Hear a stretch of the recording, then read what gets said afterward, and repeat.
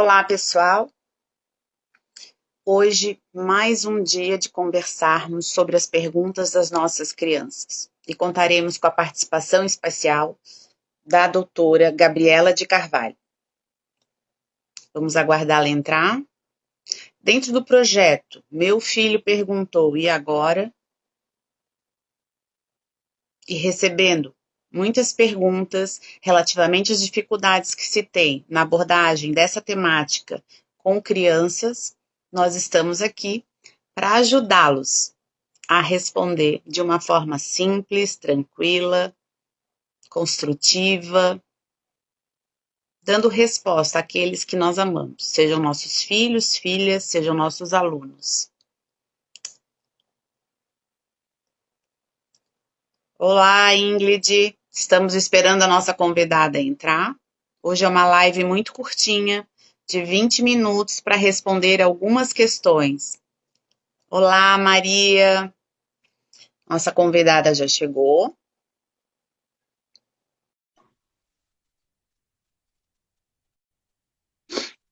Para quem está chegando, essa live é uma live muito curta, de 20 minutos, e que conta com a professora doutora Gabriela de Carvalho. Faz parte de um projeto que se chama Meu Filho Perguntou e Agora? Poderia ser filha, aluno, aluna, sim. A proposta aqui é de nós abordarmos questões que as nossas crianças nos fazem de uma forma simples, tranquila, compreensível.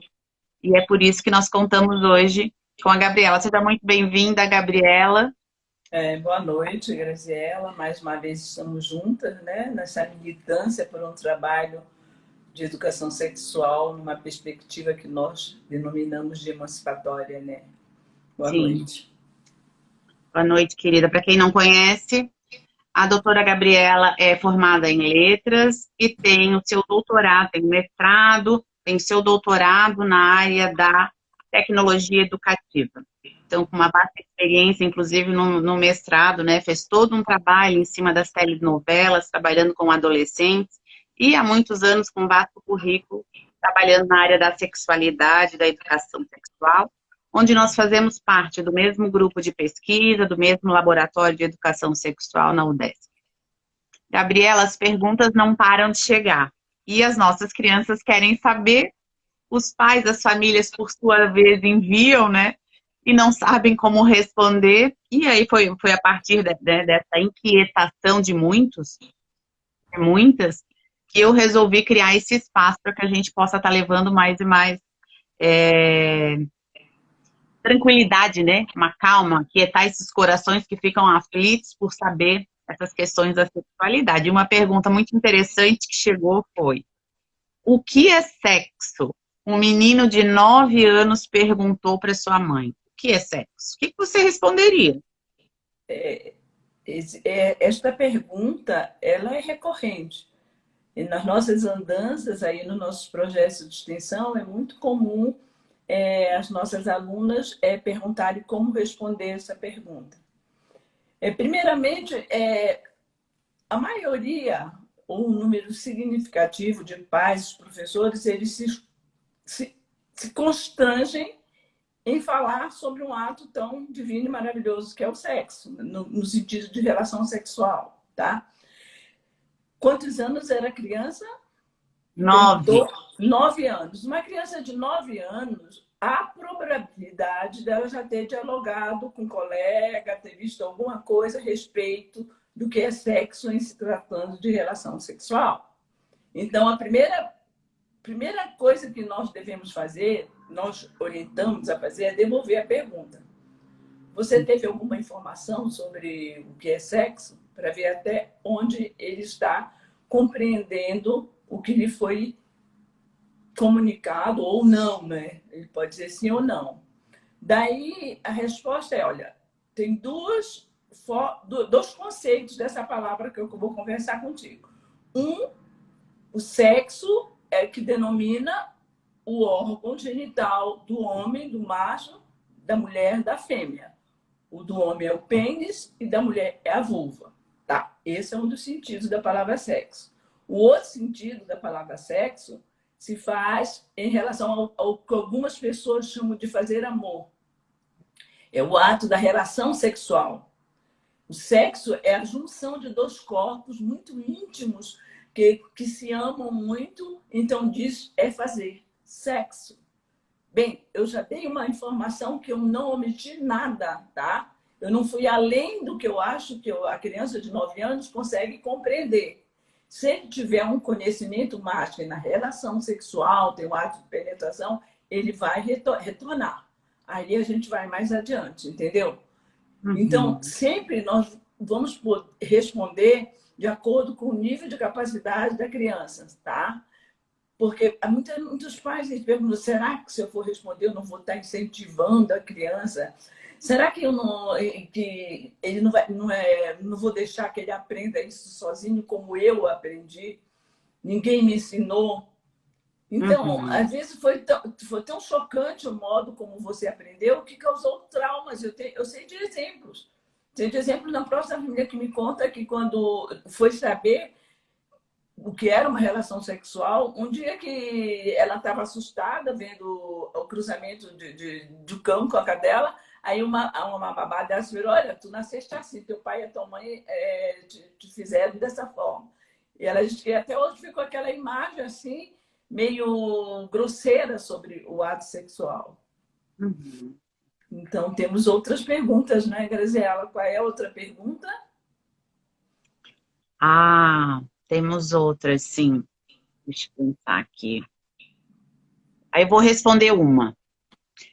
Perguntou assim: posso beijar minha amiguinha na boca? Era uma menina de 5 anos. Gente, completando o que a gente sempre tem falado, como a professora Gabriela acabou de dizer, as perguntas das crianças vêm, você retoma para ela, o que você sabe sobre isso, me conta, conversa, jogo para cá, jogo para lá, né? Um jogo saudável ali para tentar perceber o que ela sabe, e aí nós entramos no assunto. Então, posso beijar minha amiguinha na boca? A menina de 5 anos fez essa pergunta. Como é que eu responderia? Um outro ponto importante, não tem cartilha, né? Não tem um manual de como a gente vai fazer isso. Então, a questão da educação sexual, da sexualidade, ela requer muita sensibilidade, né? Muito respeito, em consideração à pergunta do outro. Se ele pergunta, né? Se a nossa criança pergunta é porque ela quer uma resposta, então ela merece esse conhecimento. Eu diria para essa criança de 5 anos que não. Que o beijo é algo íntimo entre duas pessoas que têm uma relação amorosa, de namoro. É dessa forma que eu falaria. Quando tu fores adulta, quando tu cresceres, estiver na adolescência, aí sim você vai beijar a sua amiguinha ou o seu amiguinho, quem você quiser. Porque aqui é uma menina perguntando se pode beijar a sua amiguinha. Menina com menina. Então você não entra em questões nenhuma. Ela vai poder beijar quem ela quiser, desde que ela já tenha, né, estar na adolescência, uma menina de 5 anos. Mas por que você e o papai, por exemplo, nessa ela pergunta, mas por que você e o papai se beijam? Porque a gente se ama, porque beijo é uma atividade de gente grande, e tudo isso tem o seu tempo. É importante ter o cuidado, né? Então, como é que a gente vai trabalhar essas questões? Porque tem muitos pais, né, Gabriela, que beijam, né, os seus filhos e filhas na boca, né? A mãe beija filho, o pai beija filho. Digamos assim, dentro da nossa área de pesquisa, nós, eu e Gabriela, né, e outros tantos, como pesquisadoras nessa área, nós orientamos que não. Se for perguntar o que nós achamos, nós não concordamos que os pais, né, beijem seus filhos na boca. Por quê? Isso dá uma permissividade, digamos assim, para um pedófilo que vai beijar seu filho, que vai beijar essa criança na boca, como se fosse algo permitido, né? E quando nós permitimos isso, nós damos, digamos assim, uma brecha ao azar, né? A essa coisa violenta, que é a questão da violência contra as crianças. É mais uma proteção, vamos pensar assim. Se esse pedófilo tenta beijar essa criança na boca, ela já tem o que dizer para o papai e para a mamãe. Tentaram me beijar na boca. A partir do momento que você diz assim, você beija o seu filho, né? E você começa a fazer isso com frequência, ela vai entender que esse beijo do pedófilo também é natural, como se é um beijo no rosto, né? E o que É, não é. Então, essa é uma forma da gente poder trabalhar isso. E a questão do namoro, né? Só para finalizar, Gabriela, a questão do namoro, né, na infância, tem que deixar claro que não, né? O namoro é uma atividade de gente grande, quando você estiver na adolescência, assim por diante. Na infância, o que que se tem, né? Porque por que que ela quer beijar na boca? Por que que, né, o menino, por que que a gente diz assim, ó, tá namorando, fulaninho tá namorando, a ciclaninha tá namorando. A gente tem que trabalhar que esses sentimentos que as crianças têm é fidedigno, né? Ela tem esse carinho especial pelo outro, pelo seu amiguinho ou amiguinha, que é como nós temos os nossos amigos especiais. Então, é um amigo especial, né? Ah, por que que não pode namorar? Não pode, mas você vai continuar com esse amigo especial, uma pessoa que você quer muito. E aí a gente dá o exemplo. Tá vendo como a mamãe também gosta muito, né, da tia Gabi? Ela é minha amiga especial. É isso. Então, a gente, de uma forma simples, tranquila, a gente deixa claro. Tem uma pergunta. ainda complementando, Graziela, a fala do beijo na boca, que nós nos posicionamos contra, mas aqueles pais que optam por beijar na boca, é interessante que esclareça seus filhos que o beijo na boca é só papai e mamãe, que outros que queiram beijar na boca, principalmente de adultos, que eles não permitam, né?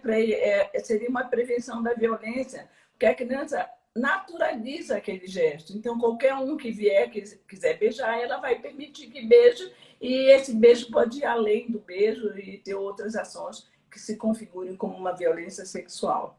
Não é? Eu vejo assim. E você vê, vamos falando como a estrutura da sociedade, nossa, é machista. Eu vi um grupo de mães conversando e o número de crianças que nasceram, entre elas, mães jovens, foi um número maior de meninas.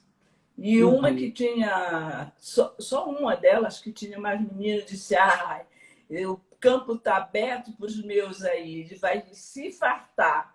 Eu tive que interferir, né? Eu disse, olha, essa tua fala está para mim um incentivo à objetualização da mulher, que ele vai ser um machão que vai dominar todas. Então, a gente tem que trabalhar a formação dos meninos, não é? Que respeitem as meninas desde a mais tenra infância, para que não se naturalize o estupro, para que não haja essa cultura do que nós chamamos do estupro, né? Exatamente. Por isso a importância, né? Porque mesmo nós tendo filhos homens, né?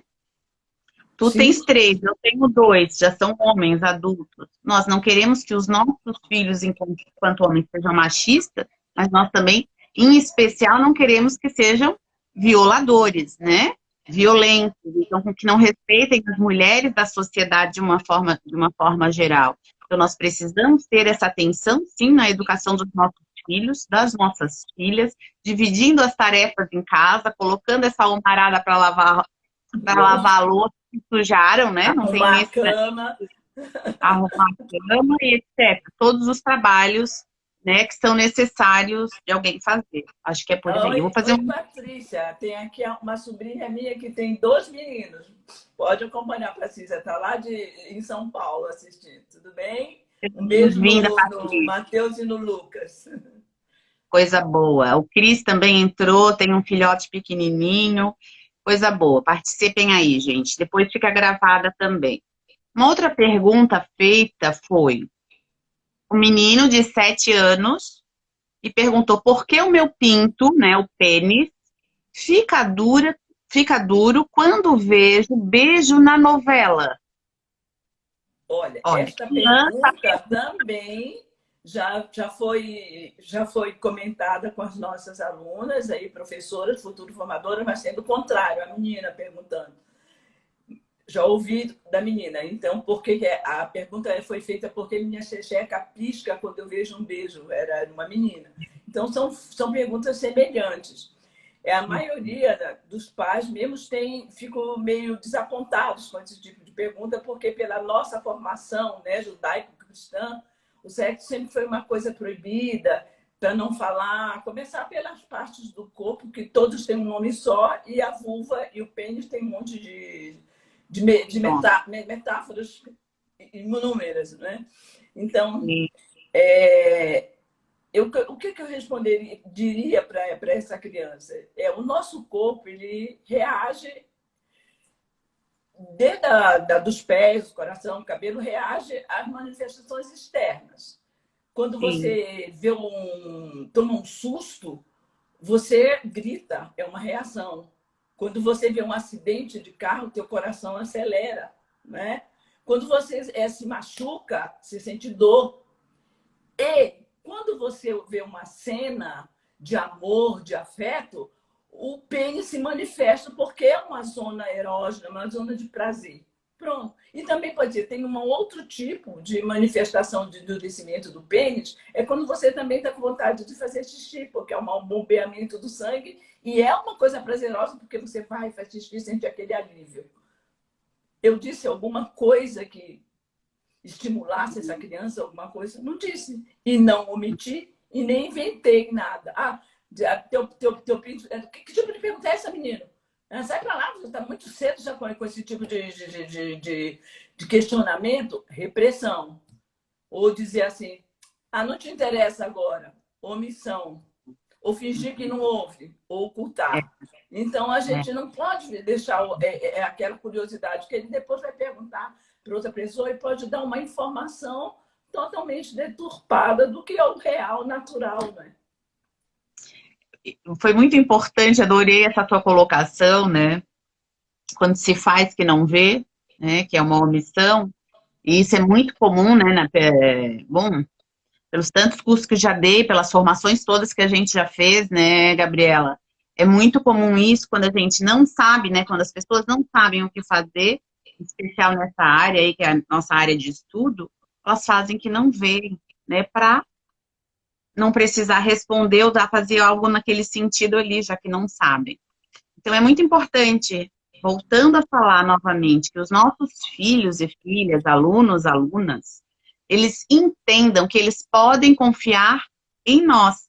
Então, sabendo que nós vamos dar essa resposta para eles, eles vão continuar perguntando, não é? Trazendo as suas dúvidas, inquietações, para que nós possamos dar esse retorno. A partir do momento que nós começamos a inventar histórias, não damos respostas, não fazemos nada que agregue aquela criança, ela vai buscar em outro lugar. Não pense que, ao não falar, essa criança sossegou. Não, ao reprimir, ela também não vai sossegar. Ela vai buscar em outro lugar. Num primeiro momento, pode-se até satisfazer com uma mentira, mas ela vai ouvir do outro amiguinho, ela vai ouvir do pai de um outro amiguinho ou da mãe, assim sucessivamente, vai entender. Pronto, eu não posso contar com a minha mãe, ou com meu pai, ou com a minha família. E eu vou procurar em outros lugares. E tudo que a gente quer é o quê? Que os nossos filhos e filhas tenham em nós, né, esse compromisso, né, esse respeito pela sua necessidade, pelas suas inquietações. E eles são dignos de. Tem uma outra pergunta, Gabi, que eu vou responder, mas essa pergunta agora é tua, né? Vou pedir, vou responder e vou ver. Nós vamos responder aqui. A pergunta é: vocês estavam lutando? Pergunta feita por uma menina de 5 anos ao presenciar os pais numa relação sexual. 5 anos, gente. Só antes de você responder, tem um comentário assim, eu não sei se é da Eliane, que disse que essas professoras são top. Quem teve elas como professora foi um privilégio. Obrigada. Obrigada. Muito bom, muito bom. Os feedbacks é um retorno, né, do nosso trabalho, incentivo para nós continuarmos aí nas lutas. Então, como falar para uma criança quando ela presencia, né, os seus pais fazendo uma relação sexual? Em primeiro lugar, gente, é muito importante o cuidado, né? A relação sexual, o ato sexual em si, é algo que só cabe ao casal.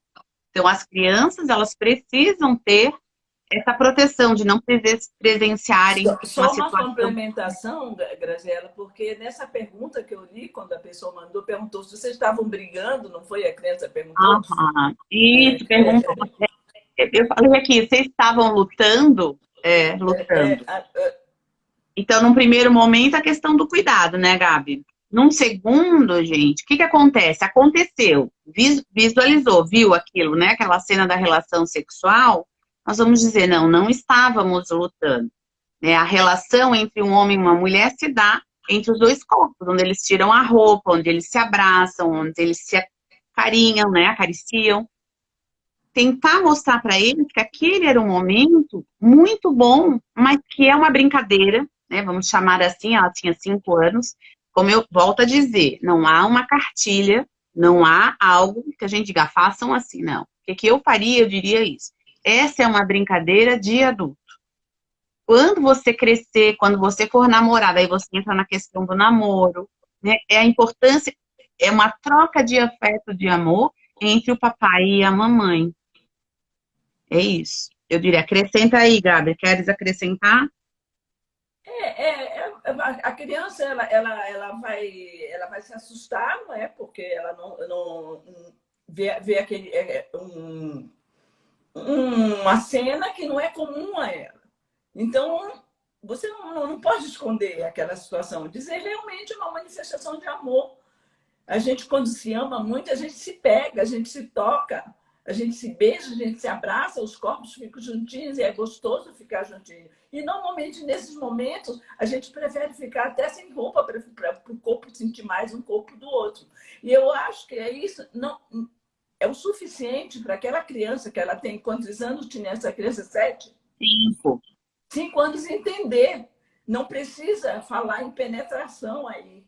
Não Não, há necessidade, porque com o não. amadurecimento, ela vai chegar a compreender que, além dos toques, pode haver a penetração e outras manifestações do ato sexual, entendeu? Mais tarde, aí ela já está preparada para ir além do que da mera informação que nós demos. Ela já está se preparando Uhum. para, mais tarde, acolher a relação sexual com carinho, com amorosidade, com afeto, sabe? É por isso que eu digo que todo casal ele tem que ter manifestação de afetos em frente dos filhos, abraçar, beijar, para mostrar que uma relação entre homem e mulher, entre os homens e as mulheres, ela é uma relação de aproximação de corpos. Então, o ato sexual é por aí, é uma manifestação de amor. E é muito interessante, né, no E sentido a de... Eliane diz aqui, a Eliane é uma psicóloga, né? Ela diz que é um comportamento de adultos. Eu acho que a Graziela fez esse comentário, né? Que quando ela crescesse, Sim.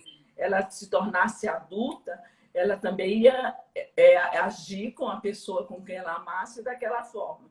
Eu particularmente gosto de falar que o ato sexual juntos é uma manifestação de amor, porque eu acredito no ato como uma manifestação de amor, embora muitas pessoas pensem que o ato sexual é uma atração também química, etc., outras mais. É importante também, numa situação como essa, as crianças elas tendem a repetir os comportamentos. Então, essa criança que visualizou, né, essa cena que viu os pais tendo uma relação sexual, ela pode reproduzir essa cena na escola, com outro amiguinho. Então, é preciso acolher, né? Então, tanto a professora de não reprimir aquela situação, de conversar, perceber, tentar entender como elas imitam, né? Elas brincam de casinha, fazem comidinha porque estão imitando o papai e a mamãe fazendo comida. Então, é preciso acolher, tentar perceber o que está acontecendo. Caso isso aconteça, né? Essa imitação desse comportamento numa brincadeira, o professor e os pais também têm que estar atentos para saber o que está acontecendo, porque essa é uma situação que pode estar tendo por trás uma questão do abuso, né? Sempre a gente tem que trabalhar visando uma prevenção da violência sexual. Eu também destaco uma outra questão que a gente acho que não pontuou aqui, de deixar bem claro para a criança que aquilo é uma coisa íntima, que não é para ser, não é uma manifestação pública. Você está abraçado, sem roupa, né? Você não vai fazer no meio da família, todo mundo. A intimidade, além de ser coisa de adulto, não, é uma coisa privada. Como para ela não agir como você falou, que vai repetir, porque existe, né, a reprodução das manifestações dos adultos na escola, né? Da mesma forma, na casa, na família, no contexto familiar, em qualquer situação. Da mesma forma, né, a mesma orientação para a questão da manipulação dos órgãos sexuais, né, na infância, né, ou a masturbação infantil, como quiserem chamar. Nós, aqui, enquanto pesquisadoras do Laboratório de Sexualidade da UDESC, do Grupo de Pesquisa, Formação de Professores de Educação Sexual, que tem aqui a nossa líder, professora doutora Sônia Mello conosco, nós optamos, né, e decidimos utilizar a questão da manipulação dos órgãos sexuais na infância. Da mesma forma, a criança, quando está constantemente se manipulando, tem que ter toda uma atenção por trás. Primeiro, é algo bom, gostoso, prazeroso e faz bem, não faz mal nenhum. Quando a gente vai fazer uma cócegazinha, né? Ah, tô com uma coceirinha aqui no braço, eu coço, é gostoso, alivia. Da mesma forma. E o que nós vamos... Claro, mas vamos deixar esse tema para uma próxima. Eu gosto muito de elucidar essa questão de falar para as nossas crianças que aquilo é um ato prazeroso, mas é privado, é uma coisa particular, é uma coisa só dela, e que ela deve evitar também que outras pessoas toquem na genitália dela, tanto o menino como a menina, que eu tenho fato a relatar com as minhas netas. Minhas netas, de vez em quando, saem com umas com tanta naturalidade. Nós estávamos num evento e estavam brincando de cabaninha, né? De repente, uma das minhas netas sai: mamãe, põe a mão na cintura, você não disse que não era para mostrar a minha xexeca para ninguém tocar? Sim, disse, porque o fulano está querendo que eu mostre e quer pegar. Aí a mãe só se virou: eu disse isso, e virou para o menino e disse: olha, tá vendo o que ela está dizendo? Não é para pedir para ela mostrar. Pronto, acabou, sabe? Sem estardalhar, sem repressão, sem conflito nenhum. É isso mesmo. Então, gente, a nossa proposta para hoje é essa. Semana que vem nós vamos estar aqui e eu acho que o tema da manipulação dos órgãos sexuais é bem bacana, tem muita coisa por trás, tem muitos olhares que precisam estar atentos, né? É bom, vocês vão ver isso, mas tem outras coisas que a gente precisa ter cuidado. Um grande beijo, Gabriela. Muito obrigada pela parceria. Muito obrigada, Graziela. Vem com as novas perguntas. Lembrando que essa é uma live sem pré-aviso, né? Uma live rapidinho de 20 minutos. Foi um prazer contar com vocês aqui. Até a próxima semana. E o nome do projeto é meu filho, né? Meu filho perguntou e agora? Achei que fosse meu aluno, porque a gente teve um projeto assim. Mas cabe para filho, aluno. Eu já ia dizer, numa linguagem mais inclusiva, meu filho, minha filha perguntou, o que respondeu. Uma coisa é que a maioria das pessoas ainda que teve uma formação uma educação sexual omissa, oculta ou repressora, tá? Tem dificuldade de lidar com essas questões. Então, quem tem muitas dificuldades, não sabe como responder, é melhor dizer: a mamãe ou a prof vai procurar saber direitinho do que você está querendo saber e vai te retornar. E busca essa informação com um profissional, com um psicólogo, com um educador sexual e dá o retorno para a criança, não de uma forma mística, como o caso da cegonha, etc. e tal. É isso mesmo, gente. Então, é muito simples, é fácil, é tranquilo. Não vou dizer que é fácil, né? Porque diante da nossa construção, há bastante coisas a serem desconstruídas, mas é possível sim e é uma delícia. Um beijo a todos vocês, a todas, e até o nosso próximo vídeo. Beijo, Gabi. Beijo, pessoal.